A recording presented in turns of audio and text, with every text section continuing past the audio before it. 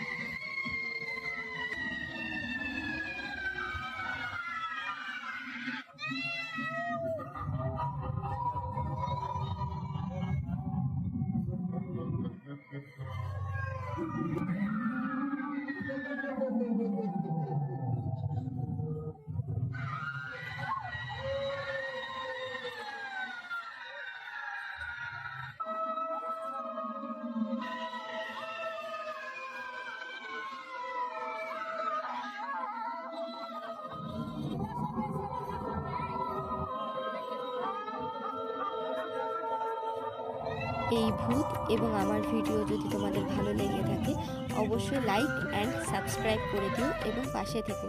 ধন্যবাদ সকলকে।